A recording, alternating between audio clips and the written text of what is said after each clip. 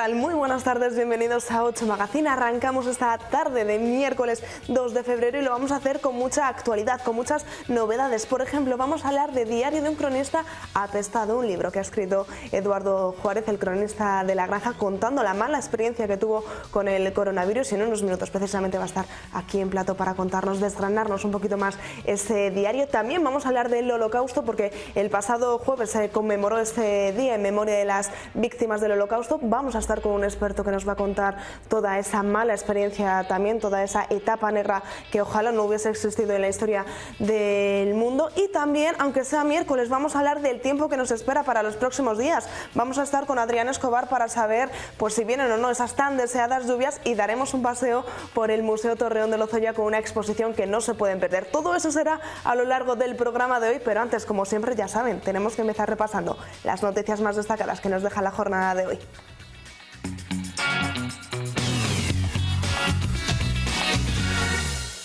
Entre año y medio y 2 años es lo que puede demorarse la obtención de una licencia urbanística en Segovia. A los retrasos que venían acumulándose se han sumado las consecuencias de la pandemia y en los últimos meses la falta de personal. Nos gustaría ir más rápido, pero dar cumplimiento a la ley por el interés general creo que es lo fundamental que tiene que garantizar la Administración. Ha habido encargos específicos a arquitectos de Segovia que consistían en desbloquéame, por favor, este expediente.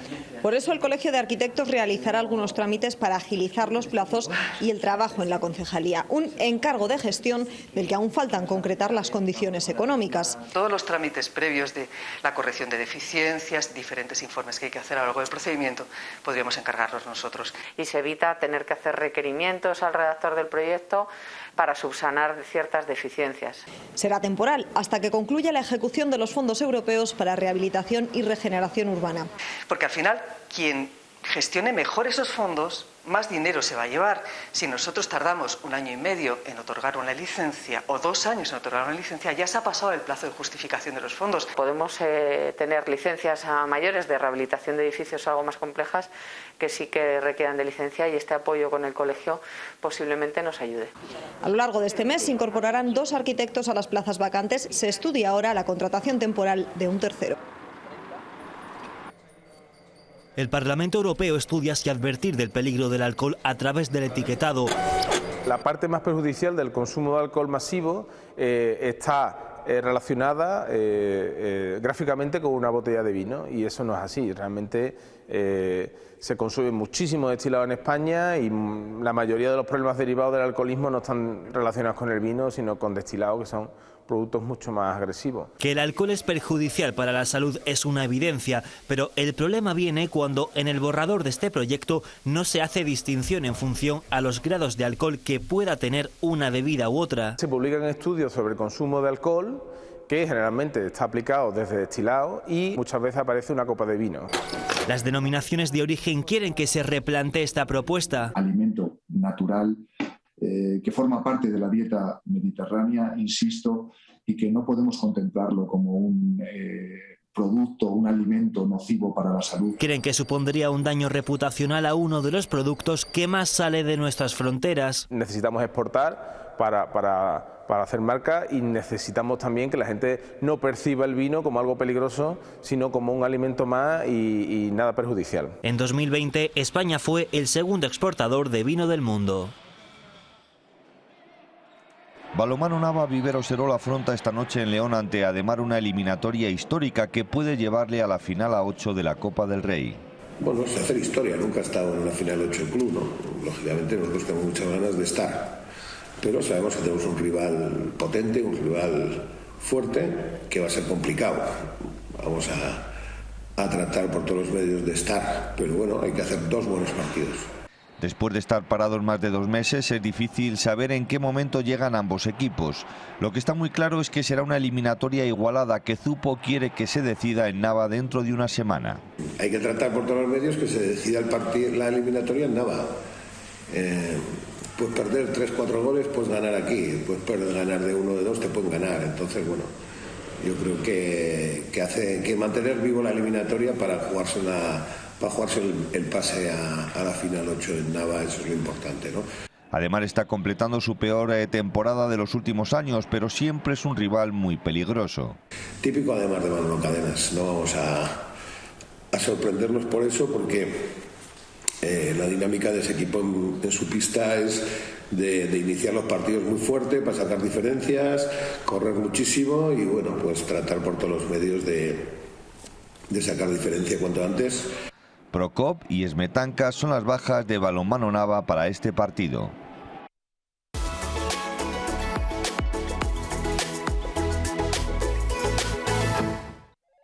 Segocer Porcelanosa.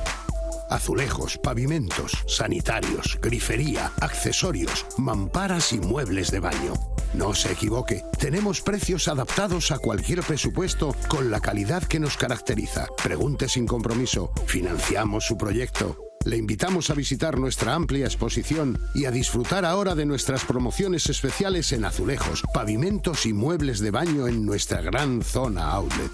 Le esperamos en San Rafael, El Espinar, carretera de Madrid-La Coruña, kilómetro 64. Y en Segovia, en José Zorrilla 134. Segocer Porcelanosa. Hacemos sus sueños realidad. Diario de un cronista apestado es la última aventura literaria de Eduardo Juárez, y para conocerlo un poquito mejor, para saber qué vamos a poder encontrar en todas esas páginas, estamos pues con el protagonista, con Eduardo. ¿Qué tal? Muy buenas tardes. Hola, buenas tardes. Cuéntanos, ¿qué es exactamente este Diario de un cronista apestado? Bueno, pues es muy difícil de explicar, porque no sé siquiera si es una novela o es un diario con una experiencia personal. Básicamente es el relato de aquellos 21 días que pasé en el hospital luchando contra el coronavirus. Yo creo que está ciertamente novelado, ¿no? El poder contar a través de esa literarización, ¿no? de la experiencia que tuve entre UCIs, cafeterías y habitaciones, ¿no? Viendo que se me iba la vida por las mascarillas tantas que probé, pues yo entendí que lo lógico era convertirlo en un libro. Por un lado, para ofrecer la posibilidad de que otras personas entiendan lo que significa este padecimiento, y por otro, también una cuestión terapéutica, ¿no? Para liberarme yo personalmente y sacarlo de mi mente y dejarlo en este libro y que ahí se quede, ¿no? Además tú, corrígeme, te ingresan el 10 de marzo del 2020. El 10 de marzo enfermé. Empecé a ponerme ya malo y cuando se declara el estado de alarma, que creo que fue el 14 de marzo de 2020, yo ya estaba enfermo, estaba bastante mal, y a los 2 días ya ingresé en el hospital en Segovia. Un hospital absolutamente colapsado por esta pandemia, esa ola brutal que tuvimos, y bueno, ahí está la aventura del diario, ¿no? Claro, todo novedoso, nadie sabíamos qué era exactamente lo que era. Sobre todo, sí, te decía que sobre todo es una locura. Es una locura la sensación que tuve, o sea, que se tenía, ¿no? De que el personal sanitario estaba dejándose la vida por sacarnos adelante y no tenían las herramientas apropiadas para ello, ¿no? Es decir, apenas 6 meses después había muchas más posibilidades de sobrevivir. En esos meses es prácticamente imposible, ¿no? Es una cosa terrible, ¿no? La experiencia que uno tuvo allí. Lo pasaste mal, muy mal, realmente. Pues sí, porque además el problema es que yo creo que mi cuerpo reaccionó exageradamente al virus, y entonces tuve un proceso de empeoramiento, de estabilización. Bueno, no me estabilicé hasta los 15 días, ¿no? Y siempre estabilizado en una gravedad tremenda, ¿no? Porque estuve 6 días viviendo boca abajo, estuve descartado, evidentemente, para ocupar una cama de la UCI porque no daban ni 2 duros por mí, ¿no? Y luego, cuando ya vieron que tenía una posibilidad, me metieron en una UCI. No es una UCI, es una especie de UBI o pre-UCI o un sitio previo a entrar en la UCI que se había organizado en la cafetería con muchísimas, pues bueno, con todo prácticamente donado, ¿no? Porque las camas estaban sacadas de cualquier sitio, ¿no? Y allí fue donde empecé a remontar, quizás, no sé, por la suerte, por la ayuda. Es que me acuerdo ahora mismo sobre todo del doctor Gallardo, que fue el que me construyó un casco para respirar exprofeso, que es el que yo creo que me hizo salir de aquel agujero en el que me conducía evidentemente hacia la muerte, y también lo que experimenté allí, ¿no? Porque estuve en compañía de gente que fallecía repentinamente cada momento, ¿no? en esa cafetería. Momentos duros, días duros. ¿Llegas a calificar esta experiencia, si podemos llamarla así, como una vuelta al mundo? Literalmente, pero además, sobre todo, yo creo que en mi caso es una experiencia muy positiva. Es una experiencia muy positiva porque sobreviví. Y yo creo que no me gusta hablar de ello en singular, ¿sabes? Porque no sobreviví yo. sobreviví gracias a un montón de gente que se desvivió por sacarme de aquella enfermedad, por arrancarme, ¿no?, de ese proceso que te llevaba directamente a la muerte, ¿no? Es decir, es un éxito colectivo, nunca es un éxito individual. Yo estoy encantado de poder, sobre todo de poder hablar de este libro, porque he podido escribirlo, porque he sobrevivido a todo el proceso y he podido transformarlo o transmutarlo en negro sobre blanco, ¿no? Pero sobre todo te digo, es un éxito de verdad colectivo, de todo el personal sanitario, de la familia que estaba detrás, de todos los amigos, un esfuerzo de verdad asombroso y un sacrificio que yo creo que es lo que más me impactó de allí, ¿no? Era el sacrificio y el compromiso de aquellas personas que cada vez que abrían la puerta de la habitación y cada vez que entraban les daba las gracias por todo, porque abrir la puerta y entrar ya es una locura, porque entraba en una habitación donde había una persona que estaba enferma, contagiado de un virus, que no se sabía prácticamente nada, que no sabían cómo se podían contaminar, que no sabían cómo poder afrontarlo, cómo luchar contra él, y aún así abrían la puerta y entraban. Y no solo los médicos y las enfermeras, todo el personal sanitario que trabaja en la limpieza, en traerte la comida. Es decir, era un compromiso tal con aquella circunstancia que yo no salía de mi asombro, porque uno nunca pierde, ¿no?, la posición del historiador, ¿no?, de ver todo como un factor, ¿no?, como todo como un documento histórico, ¿no?, y no dejaba de asombrarme, de verdad. Citabas precisamente a los sanitarios, pero también a esos familiares, esos amigos que te dejaron en el hospital, ellos se quedaban en casa y poco sabían de ti. Poco o nada, porque los primeros 3 días quedé encerrado en la habitación, aislado completamente, solo en la habitación. No tuve compañero hasta el 4.º día, creo que fue, porque ya no quedaba más remedio, porque había tanta gente ingresada que había que meter los dedos en dos. Y encima el teléfono se me quedó caput, con lo cual estaba absolutamente solo. Y la desesperación de la familia es no saber qué pasa. Y esperar una llamada o a la hora de comer o a la hora de cenar para decirte que cada vez que sonaba el teléfono, pues yo entiendo la posición de mi esposa, de Pilar, de decir, cada vez que me llama me van a decir que se ha muerto, ¿sabes? Entonces, y los amigos igual, y todos los compañeros de trabajo, todo el mundo pensando, ¿no?, en qué ocurría, ¿no? A partir del 4.º día, que ya tenía teléfono móvil y podía mandar algún WhatsApp o podía publicar algo en las redes sociales, pues iba contando algo, no mucho, porque te soy sincero, estaba tan mal que no era capaz siquiera de poner una palabra. Yo, que no paro de escribir, que no paro de hablar, no podía escribir, ¿no? ¿Qué hay de cierto en que en los primeros días llegaste a pedir un portátil y te dijeron que olvídate de eso? Se lo dije a mi mujer, le dije a Pilar, digo, pues yo cuando uno entra en la enfermedad, uno no es consciente de que puede morir, es consciente de que tiene, pues eso, pues una gripe, un constipado, un resfriado, una neumonía, no podría salir de esto. Entonces yo tengo siempre muchísimo trabajo, porque doy clases en muchísimas universidades, no siempre estoy metido en 50.000 líos, ¿no?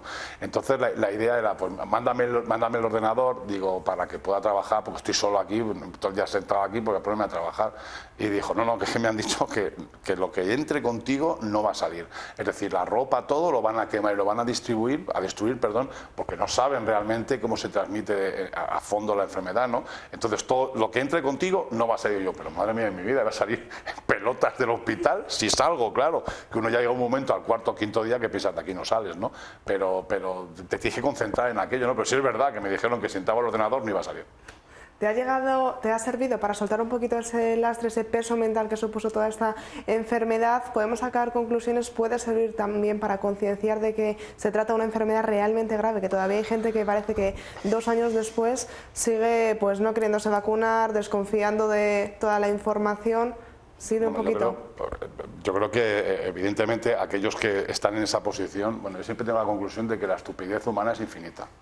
Es decir, es lo único realmente infinito del universo, que ya lo dijo Albert Einstein, que la estupidez humana es infinita. Yo, de verdad, que haya gente que dude de esto, yo no tengo ninguna duda. El libro, claro que sirve para ver esto. Sobre todo sirve para ver el sufrimiento de una persona que no sabe si va a sobrevivir, y el esfuerzo colectivo y el compromiso, como he dicho antes, de todo el personal sanitario en sacarte como sea, sacarte adelante, en esforzarse, en una sonrisa, en un esfuerzo, en todas las terapias que puedan poner, todas las medicinas, todo lo posible para intentar sacarte. Entonces sí, yo creo que una de las derivadas del libro es relatar una experiencia terrorífica, es que es terrorífica la experiencia, pero que sirva para concienciar a la gente, no tanto de que la enfermedad es real, porque yo creo que piensa que la enfermedad no es real es que no vive en este mundo, vive una realidad, sino que solo a través del compromiso colectivo y social se puede salir adelante en una crisis de estas características. Solo no se consigue nada. Desgraciadamente mucha gente se habrá identificado con lo que narras en este diario. Pues seguramente que sí, porque además es una cosa sorprendente que me pasaba después, fíjate, que son cosas que... yo recuerdo cuando salí del hospital, que luego estuve un mes en mi casa incapaz de moverme, porque me movía, para llegar al servicio, al baño, me las veía y me las deseaba. Tardé un mes y medio, casi 2 meses, en ducharme de pie. No podía, tenía que estar sentado porque me asfixiaba.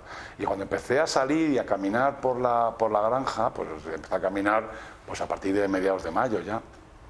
La gente me paraba de lejos, ¿qué tal estás? Y había gente que había pasado la enfermedad como yo y se preocupaba por mí, qué alegría de que estés aquí. Pero yo decía, pero por favor, pero si tú has estado enfermo como yo. Entonces sí que es un poco el uso de los medios de comunicación, de la divulgación, el papel de los medios de comunicación, que es importantísimo, ¿no? Es ese cuarto poder que nunca debéis olvidar, ¿no? El papel que cumplís en la sociedad, divulgando, en mi caso, ¿no? Porque a través de, pues salgo en televisión, salgo en programas, escribo en el periódico, hago muchas cosas que la gente al final me conoce, pues en cierto modo se utilizó para concienciar a la gente y me sorprendía la preocupación que tenía todo el mundo por mí, cuando mucha gente de su familia incluso habían fallecido y estaban todos preocupados. Y decía, pero bueno, ¿cómo es posible esto, no? Y me daba hasta vergüenza decir, pero pues estoy muy bien, pero ¿cómo estás tú? No, es que siempre me salía esa pregunta, ¿no? ¿Dónde podemos comprar este libro? Pues está a distribución nacional, es decir, cualquier librería del mundo mundial, por lo menos de España, puede pedir y solicitar el libro y el libro se le va a servir. Ahora mismo yo creo que está, pues si no me equivoco, está en Antares, está en la librería Cervantes también, creo que está, pero vamos, que pues en cualquier librería de España va a estar a disposición, en las tiendas virtuales, en todas, es decir, el libro se puede localizar en cualquier lugar. O sea que no hay excusa para no comprarlo. No hay excusa, efectivamente, no hay excusa. Presentaciones, ¿tenemos alguna cita? ¿Nos puedes adelantar? Pues mira, la presentación? Estoy esperando a que pasen las elecciones, porque yo creo que los medios de comunicación están, y la gente a otras cosas y no a esto, ¿no? Entonces la primera que he cerrado es el día 16 de febrero, que va a ser en el Alcázar de Toledo, en la Biblioteca Regional de Castilla-La Mancha, que la Fundación Ortega Marañón me ha pedido por favor que lo presente. He dicho, pues venga, vale. Yo creo que estoy manejando el día 19 de febrero para hacerlo en La Granja, y luego tendremos otra casi seguro en la Casa de la Lectura aquí en Segovia, y nos iremos a Madrid también casi seguro al Centro Segoviano, pero vamos, todo en estas fechas, os iré avisando y comunicando para que la gente pueda venir a escuchar o sobre todo a conversar, que yo creo que es más importante la conversación que la charla. Tendremos oportunidades a lo largo de este mes de febrero y vamos a acabar con una pequeña, no sé, exclusiva novedad. Habíamos dejado un poquito de lado esas historietas. Cuéntanos, ¿tienes noticias que contar? Pues sí, volvemos a la carga. Es decir, la segunda temporada de Historietas de Segovia, que yo creo que es un programa que es tan divertido hacerlo, que yo creo que es una de las cosas que más me divierto ahora mismo. Fíjate que estoy metido en 50.000 jaleos. El estar metido en un programa en el cual lo que hacemos es recordar a los segovianos lo maravillosa que es Segovia, lo que mola Segovia, lo que molan los segovianos, además sin ningún tipo de acritud, ni de pensamiento localista, ni regionalista, porque aquí es segoviano todo el que viene a Segovia, y el que vive en Segovia y el que quiere estar aquí es segoviano, ¿no? Pues un poco el conectar con ese pasado segoviano, el hacernos ver lo importantes que hemos sido en el pasado, lo importantes que somos en el presente, porque uno de los principales problemas que tiene la población de Segovia y en general la población de toda la humanidad es no tener conciencia de lo importantes que son y del legado que han asumido en el pasado. Una ciudad patrimonio de la humanidad como es Segovia, con parques nacionales, con bienes de interés cultural por todos los sitios, con lugares increíbles. ¿Cómo es posible que no los conozcamos? ¿Cómo es posible que no estemos orgullosos y encantados de vivir en un paraíso como es esta Segovia eterna, ¿no? Pues por tanto el programa Historietas, pues lo que hace es esto yo creo que calculo que entre 14 y 16 capítulos esta segunda temporada, así que los invitamos a todos a que nos sigáis. Una maravilla que traerá novedades que tendremos que ir descubriendo. Somos privilegiados por vivir en Segovia y poder disfrutar de todo ello, y somos privilegiados por tener a cronistas como tú que nos lo cuenten con tantas ganas y con tanto gusto. Muchas gracias, la pasión es lo que le mueve a uno. Eduardo, muchísimas gracias por estar aquí con nosotros. Nos leeremos ese libro para poder saber un poquito más de esa mala experiencia que viviste tú y como tú muchísimas más personas. Bueno, pues muchas gracias por, lo que siempre digo, por el altavoz, ¿no? Por dar la posibilidad de divulgar y difundir todo este trabajo, y que espero que aquellos que lo lean, que sean muchos, que se encuentren ellos en alguno de los párrafos que tiene este libro. Diario de un cronista apestado, no se lo pueden perder, ya está a la venta, tienen que hacerse con uno de ellos y tienen que conocer un poquito más de esta experiencia de Eduardo Juárez y, como decíamos, de muchas más personas. Nosotros nos vamos ahora rápidamente a publicidad y a la vuelta seguimos aquí en 8 Magazine.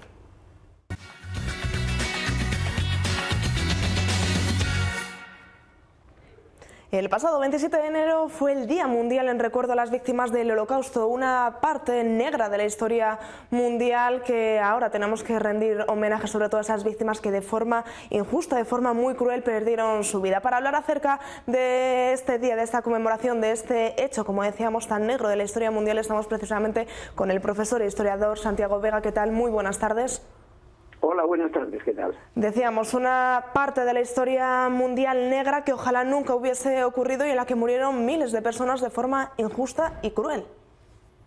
Sí, evidentemente, es uno de los sucesos pues más negros de la historia de la historia de la humanidad, aunque a lo largo de tantos años y de tantos siglos pues ha habido también ha habido multitud de genocidios, pero sí que el holocausto de los judíos por parte de los nazis pues fue algo tremendo, algo terrible, y que evidentemente pues conviene recordar para que nunca más se vuelva a suceder, claro.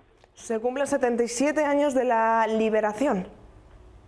Sí, exactamente. Lo que se conmemora es precisamente la liberación de ese campo el 27 de enero del 45, cuando llegó el ejército soviético a ese campo, a ese monumento enorme a la destrucción y a la locura colectiva por parte de los nazis.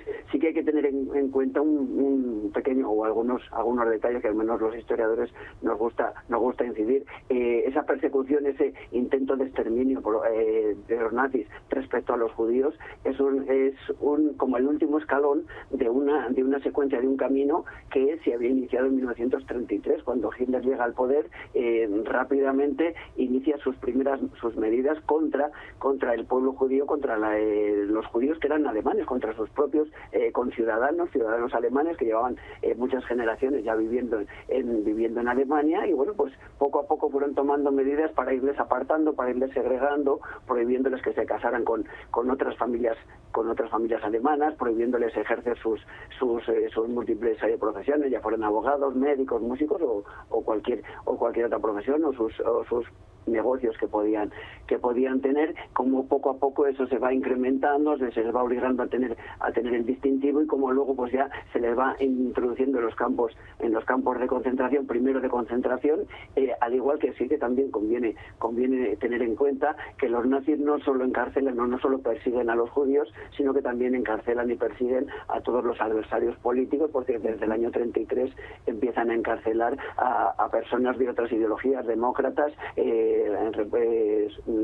socialistas, comunistas, anarquistas, de cualquier ideología que fuera contraria a la suya propia de los nazis. Entonces eso hay que tenerlo también en cuenta. Cuando llegan ya los campos de exterminio, ya es avanzada o iniciada la Segunda Guerra Mundial a partir del año 41, y es cuando se produce lo que se denomina la solución final, que es el intento de exterminio de los 9 millones de judíos que había en Europa. Pues mueren en torno a 6 millones, 2/3 partes de los judíos que había en Europa. Especialmente estaban asentados en las zonas de Alemania, de Polonia, de los territorios que precisamente por los nazis ocuparon a partir del año 39.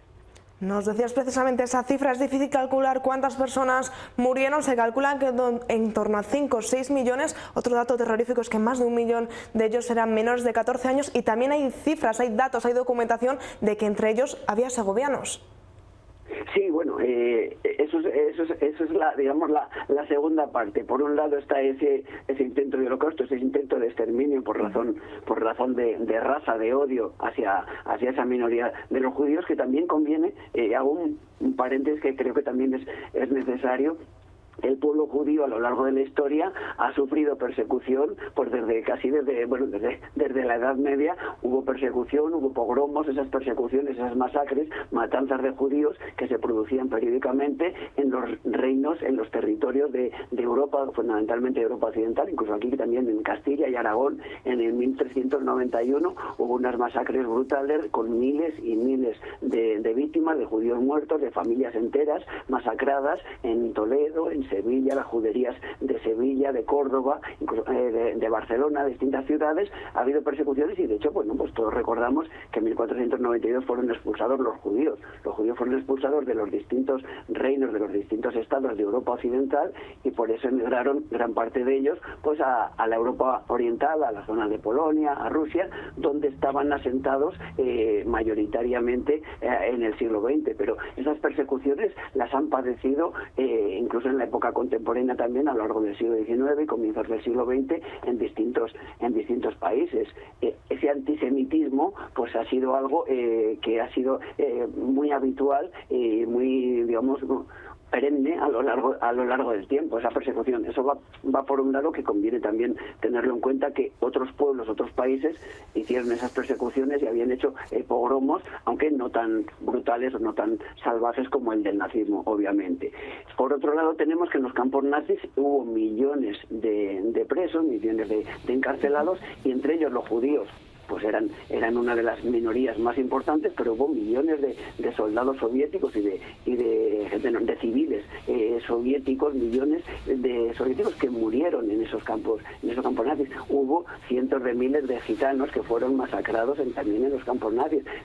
Las personas que eran homosexuales eran perseguidas también por los nazis y apresados en los campos de exterminio. Hubo cientos de miles de discapacitados que murieron también en esos campos nazis. Y en esos campos nazis había también, como antes decía, desde el año 33 hubo oponentes, adversarios políticos, no solo alemanes, sino que a partir del año 39, cuando se inicia la Segunda Guerra Mundial y Alemania empieza a invadir primero hacia Polonia, hacia el este, y luego a partir de la primavera del 40 hacia Francia, pues ahí es donde entran en contacto con los demócratas españoles que estaban exiliados porque habían perdido la guerra en ese enfrentamiento en la guerra civil contra los sublevados, que hay que recordar, Franco, Mola, Quipodellano, los generales que se sublevaron contra la democracia en julio de 1936,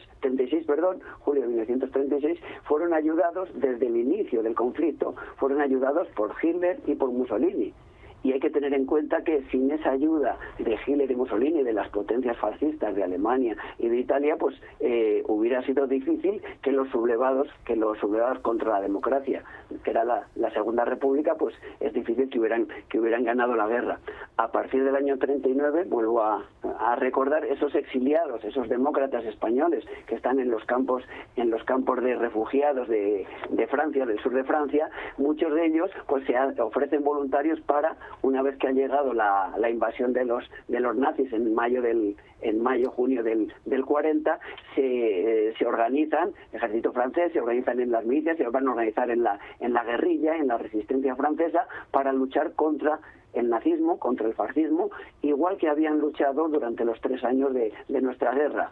Muchos de esos españoles, demócratas que están viviendo en Francia, que estaban asentados, que estaban exiliados en Francia, van a ser encarcelados y van a ser trasladados a los campos nazis, a distintos campos como Dachau, Buchenwald, Rasenbruck. Las mujeres van a Rasenbruck, pero mayoritariamente los españoles, era el campo de los españoles, llamaban a Mauthausen, que es donde va a haber en torno a 9.000.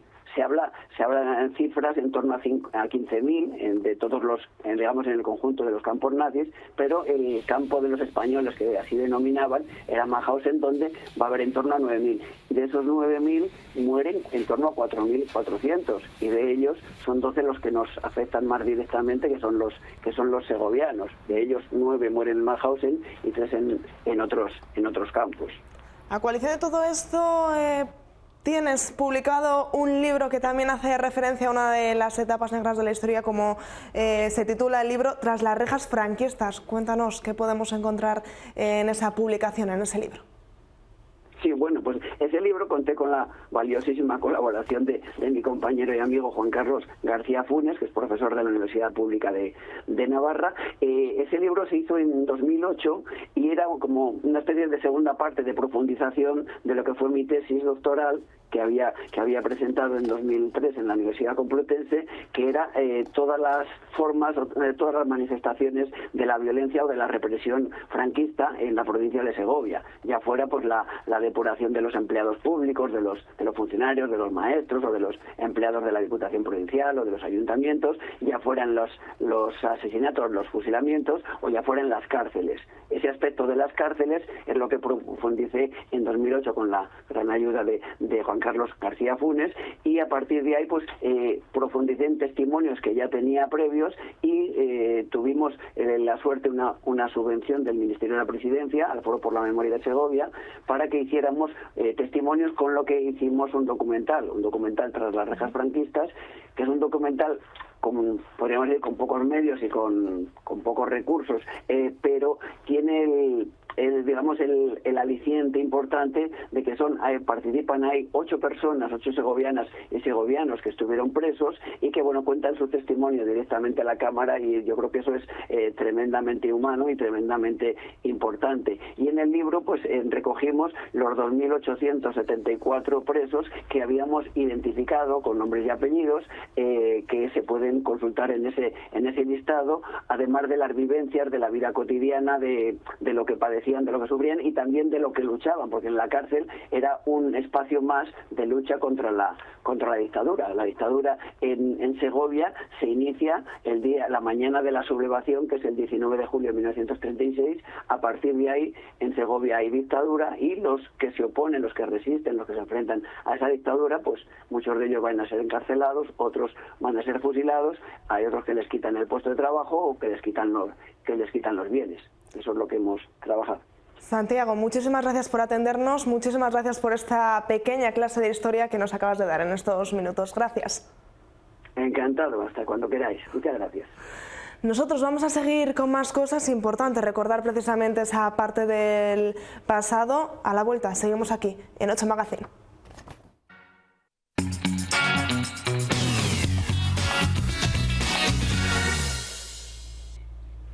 Que no se han confundido. Es miércoles, pero hoy vamos a mirar a los cielos para ver qué temperatura nos espera para los próximos días, para ver si viene o no esa tan deseada lluvia. Como siempre, pues lo vamos a hacer con nuestro experto Adrián Escobar. ¿Qué tal? Muy buenas tardes. ¿Qué tal? Buenas tardes. La pregunta del millón, ¿esta semana nos traes las lluvias? Desgraciadamente no, los cambios que se veían la semana pasada se han ido esfumando, y tan solo este fin de semana vamos a tener una baja por el sureste, y algunas lluvias por el norte. Ya lo veremos después. Pero de momento lluvia aquí en la provincia, tendremos que seguir esperando. Vamos a empezar, como siempre, la sección con la pregunta. Nos vas a poner a prueba. Cuéntanos, la semana pasada acerté, a ver esta. Bueno, vamos a hablar de lo que está siendo este inicio de año, que está siendo muy seco y con pocos días de lluvia. En enero tan solo 2 días de lluvia, para hacer ese dato. ¿Cuál es hasta ahora el mes de febrero con más días de lluvia en la ciudad de Segovia? Fue en el año 97 con 22, en el año 77 con 19 o en el año 2007 con 20 días. De momento está ganando la C. Y yo me voy a quedar con la B. Voy a decir 19 días, que ya son un porrón de días para un mes tan cortito como es el de febrero. Sí, que tiene 28 o 29 días. Yo voy a decir 19 días. Veremos a ver. Perfecto. Al final si apruebo o suspendo. Vamos a meternos un poquito y vamos a hablar de este pasado mes de enero, que hace apenas 2 días ha concluido. Cuéntanos cómo ha sido el mes de enero. Bueno, pues se puede resumir en una palabra: anticiclónico. Desde Reyes entró el anticiclón y se quedó pues todo el mes de enero. Tan solo llovió y nevó el día de Reyes y el anterior y la noche de Reyes. Tuvimos 2 días de precipitación tan solo, que esos 2 días de precipitación dejaron hasta 24 litros por metro cuadrado en la ciudad de Segovia, cuando la media del mes pues son en total unos 40 litros por metro cuadrado. Veíamos en la gráfica que hemos tenido enero más seco, incluso con 3 litros por metro cuadrado, y si nos encontramos al enero más seco teníamos que remontarnos hasta 1964 con hasta 0 litros por metro cuadrado. Vemos ahí en la gráfica como también tenemos un enero muy húmedo contrastando con esos eneros más secos de hasta casi 100 litros por metro cuadrado en el año 77, con lo cual vemos como enero suele ser un mes muy contrastado, con eneros muy húmedos y con eneros extremadamente secos. De cara a los días de lluvia que suele tener el mes de enero, pues también lo vemos que suele ser extremadamente contrastados. Este mes de enero hemos tenido tan solo 2 días de nieve, pero ya ha pasado otros meses de enero, como en el año 2005 con 2 días de lluvia y un día de lluvia también en el año 2000. También incluso hemos tenido hasta hace 2 días de lluvia en este mes de enero.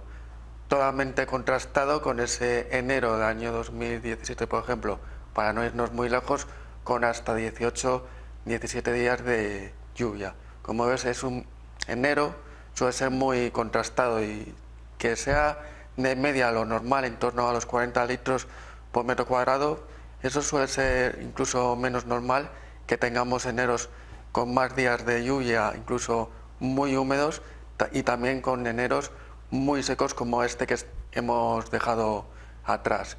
También lo hemos notado en los días de nieve, con tanto anticiclón, pues hemos tenido muy poca nieve, escasa nieve, con tan solo un día de nieve, que fue ese día 5 de enero, que cayó esa nieve en prácticamente toda la provincia de Segovia.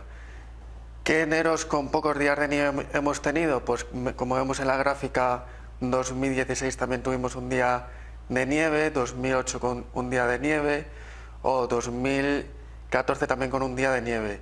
Si nos vamos al año 2012, vemos hasta 0 días de nieve en la ciudad de Segovia. Todo esto contrasta con que en los últimos 32 años hemos tenido hasta 11 días de nieve en el año 2010. Como vemos también aquí hay bastante contrastes de meses de enero con bastantes días de nieve, con otros con escasos días de nieve. Con lo cual, enero se suele comportar de manera muy drástica, muy volátil, con eneros o muy húmedos o eneros extremadamente secos. De ahí que su media al final sea bajita, en torno a los 40 litros por metro cuadrado. Seguimos hablando, en este caso hacemos una comparativa de los inviernos más secos para saber si estamos entrando en un periodo de sequía, y hemos comparado 2 sequías más bien actuales, del año 1991-1992, que comenzamos un invierno con un diciembre con solo 7 litros por metro cuadrado, un enero con 16 litros o un febrero con 6 litros por metro cuadrado. Luego, una sequía aún más actual, con diciembre del año 2011 con 14 litros por metro cuadrado, enero del año 2012 con 14 litros y medio por metro cuadrado y febrero con tan solo 10 litros por metro cuadrado. ¿Qué está pasando este invierno?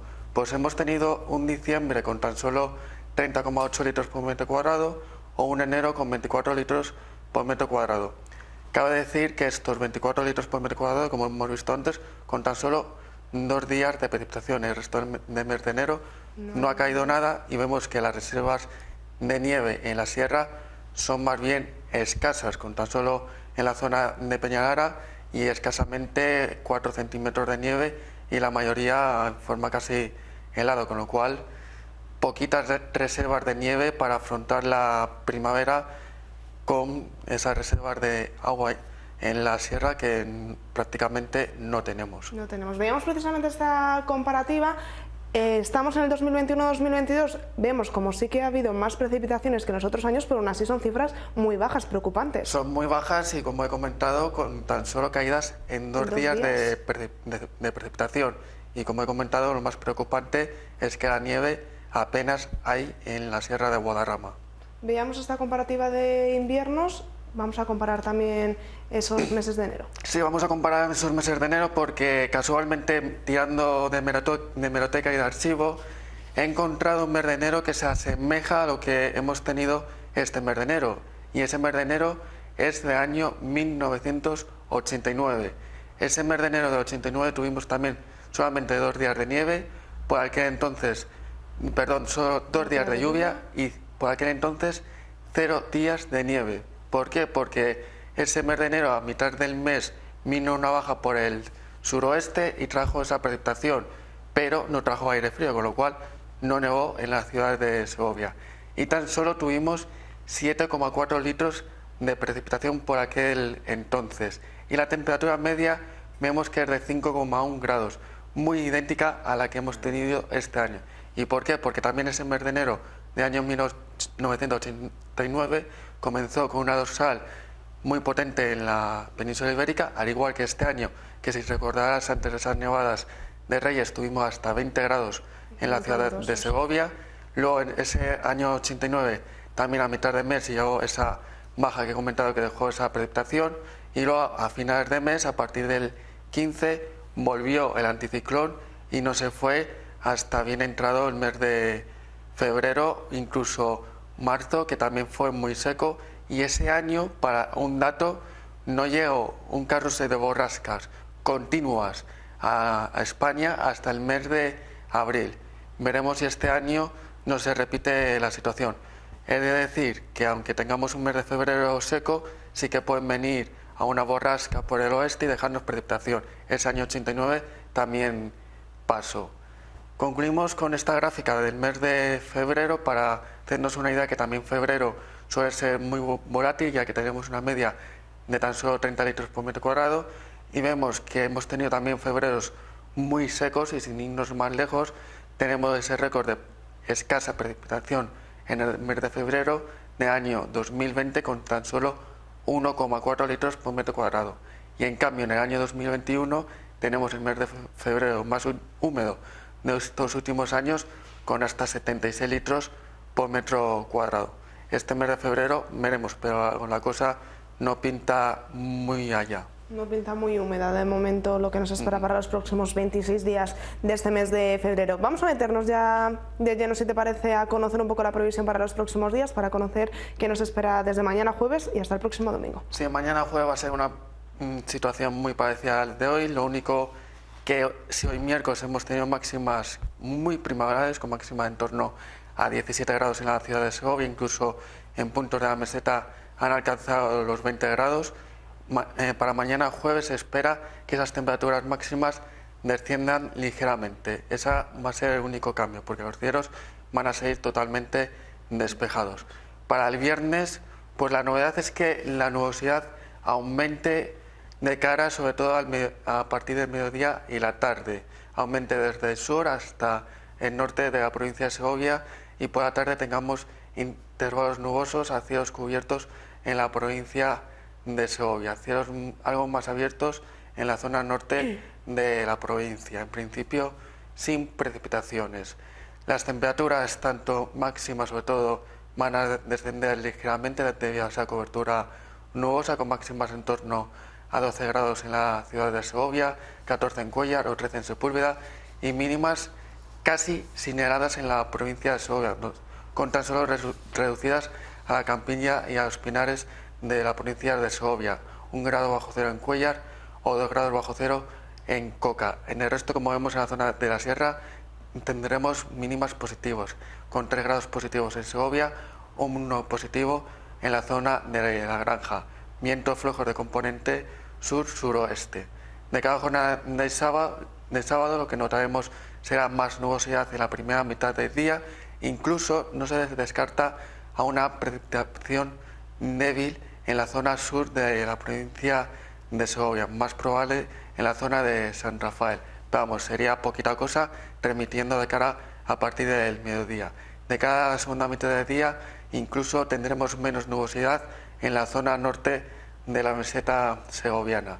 Las temperaturas máximas en ligero descenso, con máximas en torno a 11 grados en Segovia, 12 en Cuéllar o 12 en Coca o 13 en Sepúlveda. Mínimas más altas debido a esa cobertura nubosa durante la noche, no permitirá esas heladas en la provincia de Segovia. Destacar esos 2 grados positivos en Cuéllar. Pasaremos de 1 grado bajo cero a 2 grados positivos. Y de cada jornada de domingo, pues notaremos también con esos intervalos nubosos, sobre todo en la mitad sur de la provincia de Segovia, cielos más despejados en la zona norte y temperaturas máximas en grandes variaciones. Esos 132 grados es una errata que he cometido, no son 132 grados, no son 13 grados en la zona de Cuéllar. Por suerte no son 132 grados. No lo son.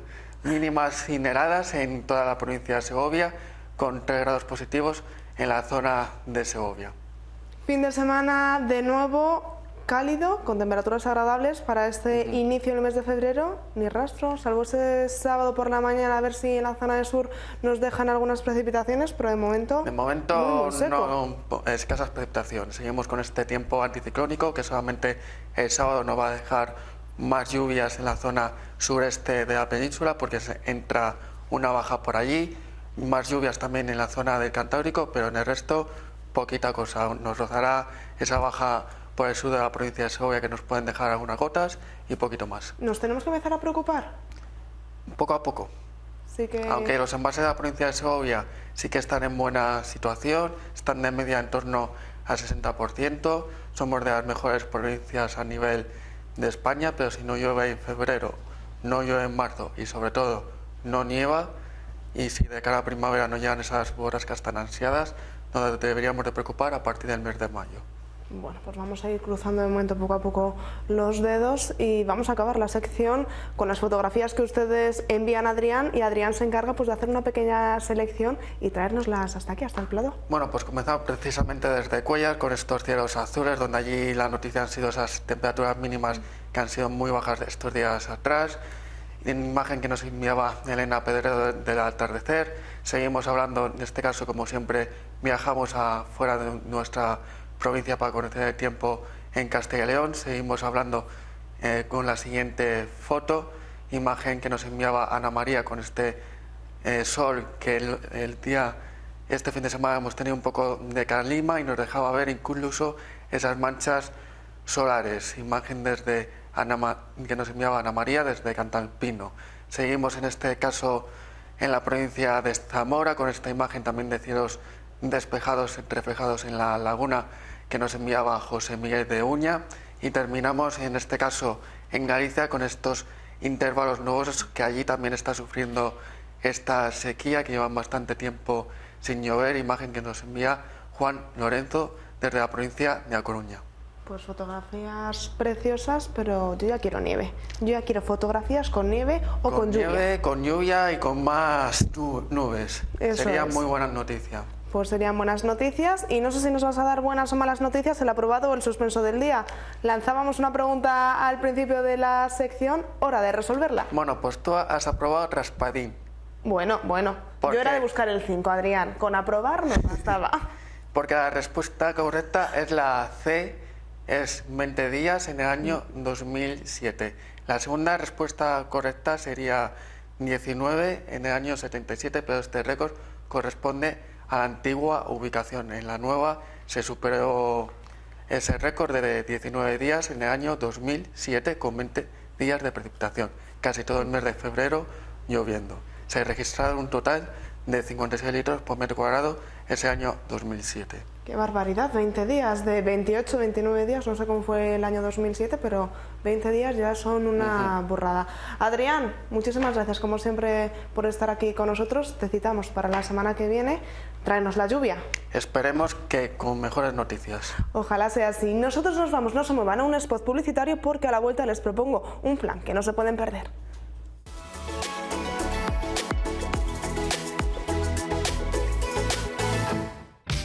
Euromaster La Unión. Expertos en neumáticos y mecánica rápida. Mantenimiento integral del vehículo, revisión oficial, autodiagnosis, pre-ITV, alineaciones, mecánica en general. Calidad, profesionalidad y confianza son nuestras señas de identidad. Euromaster La Unión. En manos de expertos. Y rápidamente nos vamos hasta el Torreón de Lozoya para conocer su última exposición. Una muestra para los amantes de la publicidad, pero también para todos aquellos amantes de los dibujos, de los carteles, de las litografías. Nos vamos a adentrar precisamente en los trabajos del francés Toulouse-Lautrec. Hoy ya por fin podemos decir que tenemos a Toulouse-Lautrec en Segovia, ¿no? Una exposición pues que de esas que uno ve en Madrid, en Barcelona, en Valencia, pero que tenemos la oportunidad de ver aquí. Espectáculo y bohemia, del cabaret al circo, es el nombre de este recorrido por 102 carteles y estampas del artista francés considerado como el padre de la publicidad moderna. Desde luego que sí, Toulouse-Lautrec se estudia en todas las facultades de publicidad del mundo porque, como digo, el cartel moderno nace de ahí.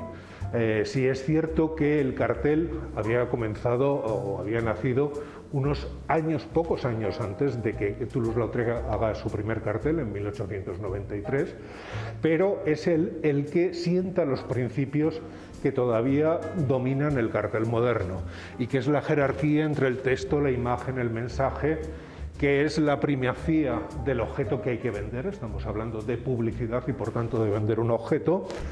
Es el que se atreve a cambiar las tipografías, a que las tipografías tengan también un valor expresivo y acompañen a la imagen, de tal manera que todo el cartel está presidido por una auténtica unidad. Y él además es capaz de hacer algo absolutamente audaz en cada cartel. Por ejemplo, en este que estamos viendo aquí, en el que se está anunciando una actuación de una cantante en el diván japonés, bueno, pues la cantante no es la protagonista es una espectadora, otra mujer muy conocida del mundo de París, Jane Avril, que además fue amante de Toulouse-Lautrec, y detrás aparece un crítico de arte, es decir, que curiosamente es capaz de darle la vuelta y de crearnos esa curiosidad que todavía está hoy en la publicidad, en el cartel, en los anuncios de televisión. De tal manera que vemos en primer lugar a los espectadores, que uno pensaría que son los actores secundarios, después uno ve la orquesta, reducida casi a los mástiles de los contrabajos, y resulta que la cantante aparece al final y la corta la cabeza. Es absolutamente moderno y estamos a finales del siglo XIX. La exposición es en sí también un homenaje al coleccionismo porque todas estas 102 obras pertenecen a un único coleccionista que quiere quedar en el anonimato, es un coleccionista italiano, pero hemos tenido la fortuna de que este coleccionista con buen criterio ha ido comprando series y comprando con bastante buen criterio, de tal manera que tenemos los carteles más famosos de Toulouse-Lautrec, incluso algunos dibujos preparativos y al tiempo series muy importantes, todas ellas completas, como por ejemplo, bueno, por la serie de trabajos que hace para la revista La Rue, la serie dedicada a ellas, a las mujeres, o la serie que hace al final de su vida a Toulouse-Lautrec dedicada al circo. Toulouse-Lautrec incluso llegó a vivir en un prostíbulo durante temporadas. Era, digamos, un hombre que tuvo una mala fortuna. Es un personaje donde, es un pintor donde el personaje y la obra se confunden y a veces se solapan. Se solapan en importancia porque Toulouse-Lautrec fue un hombre que tuvo una limitación física muy importante, a pesar de ser descendiente del conde de Lautrec y de haber nacido en un ambiente aristocrático. Su familia tenía la mala costumbre de emparentar entre sí, de tal manera que Toulouse-Lautrec llega con unos problemas de salud derivados de esa consanguinidad, que se traducen en su preadolescencia cuando sufre dos accidentes en los que se rompen los dos fémures. ¿Qué ocurre? Que esa consanguinidad determinó que sus huesos no pudieran soldar, de tal manera que cuando él fue creciendo, su torso era de un hombre normal, sin embargo sus piernas dejaron de crecer, con lo cual era un personaje deforme que sintió el rechazo social de la aristocracia, que se sentía rechazado, y él, sin embargo, encontró su ambiente donde se encontraba a gusto, en ese ambiente transgresor, en ese ambiente laxo, en ese ambiente donde todo tenía cabida, que era el mundo de la noche, el mundo de la prostitución, el mundo del cabaret, el mundo del circo, donde, bueno, pues actores, actrices, toda esa amalgama social que te estoy diciendo, se vivía sin complejos. En la exposición es divertida, es atractiva, es atrayente, tanto desde el punto de vista artístico como de la propia temática. Es todo ese mundo festivo, transgresor, que tiene el cabaret, que tiene el café cantante, que tiene el circo, que tiene el teatro, que tiene también los bajos fondos de Montmartre, y que, bueno, pues muchos de esos ambientes los conocemos gracias a Toulouse-Lautrec, de manera que estamos ante un genio universal, pero también un artista atractivo y muy popular. Hay que decir que, bueno, pues gracias a él sabemos muchas cosas, pues del Moulin Rouge, del Chat Noir, de Ambassadors, del Divan Japonés, que eran esos espectáculos a los que en el fin de siglo francés va la burguesía, pero empiezan a ir las clases populares, porque, bueno, después de un larguísimo proceso de esas revoluciones industriales, la riqueza va generando poco a poco, va llegando a las capas más populares, va surgiendo una burguesía de clase media, un proletariado, digamos que con una cierta capacidad adquisitiva, y bueno, pues todo ese mundo de prostitutas, de artistas, de cantantes, de burgueses, críticos de arte y de pintores, bueno, se mezclan todos en Montmartre y dan lugar pues a una amalgama social realmente muy curiosa, donde que, bueno, Toulouse-Lautrec, que es un artista que se dedica sobre todo a captar, no juzga, de vez en cuando sí que le saca una cierta chispa, una cierta gracia y una cierta crítica social. Sí, todas las obras de Toulouse-Lautrec tienen dos lecturas, y además que se ve muy bien si uno se para detenidamente en cada una de las obras. Toulouse-Lautrec es un dibujante extraordinario y un pintor fascinante, pero tiene, aparte de una habilidad en la mano, en el trazo, de saber componer, en la composición, de manejar las luces a capricho, tiene una habilidad extraordinaria para captar la expresión y la personalidad del personaje, pero con unos simples trazos, se para delante de cualquier obra y casi puede adivinar el carácter de esa mujer, si es frívola, si está cansada, si es una mujer desesperada, si es una prostituta que está ajada de su vida, o por el contrario se lo está pasando bomba. Por eso cada una de las obras tiene ese atractivo y esa doble lectura. Y realmente lo que fascina también en la exposición es que alguien tan joven desarrollara una obra tan extraordinaria en solo 2 décadas, porque él entra directamente en este mundo del cabaret en la década de los 80, bien entrada, y pinta pues desde la segunda mitad de 1885 hasta 1900, él muere en 1901, y en ese pequeño espacio de tiempo crea una obra absolutamente maravillosa. Revoluciona el mundo del cartel, de tal manera que el cartel contemporáneo está basado en todos los hallazgos que hizo Toulouse-Lautrec, pero es que además hizo notabilísimos avances en las nuevas técnicas de estampación, en la litografía, en la cromolitografía, y gracias a él y gracias a esos avances, curiosamente, conocemos muchísimas obras de Toulouse-Lautrec, porque muchas de ellas fueron estampadas después. No solamente eran pinturas o dibujos sanguinas, sino que fueron estampadas de una forma absolutamente extraordinaria. En algunas de las estampas presentes en la exposición uno no sabe realmente si está viendo un dibujo a lápiz o una litografía, porque tiene una calidad extraordinaria. Pues bien, esos avances se deben precisamente a la implicación de Toulouse-Lautrec en las técnicas de impresión. Hasta el 17 de abril se podrá disfrutar de esta exposición. Creo que es una cita imprescindible, creo que es un auténtico privilegio. No es porque lo hayamos hecho en esta casa. Si hubiera sido en cualquier otro centro estaría diciendo lo mismo. Tener Toulouse-Lautrec en Segovia es un privilegio, y esperemos que no solamente pase por aquí toda Segovia, que pase por supuesto a la Facultad de Publicidad y Relaciones Públicas que tenemos en Segovia, sino que también sea capaz de atraer a ese público que antes nos visitaba, que se movía por motivos culturales, y esperemos que regrese, que esta ocasión de tener a Toulouse-Lautrec atraiga también ese turismo que no en vano es el que dinamiza también buena parte de nuestra economía.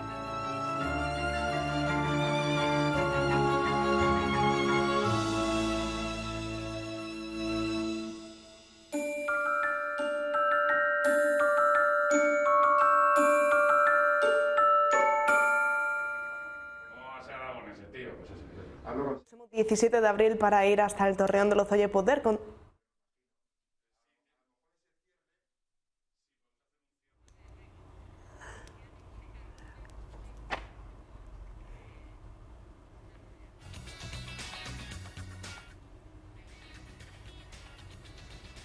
pues ya saben, tienen hasta el próximo 17 de abril para poder ir hasta el Museo Torreón de Lozoya y contemplar esta magnífica exposición. Precisamente con este recorrido por esta exposición hemos llegado al final del programa, pero ya saben que yo les espero mañana aquí a partir de las 4 y 5 para empezar juntos la tarde y para descubrir qué nos depara la jornada de mañana. Disfruten de la tarde. Hasta mañana.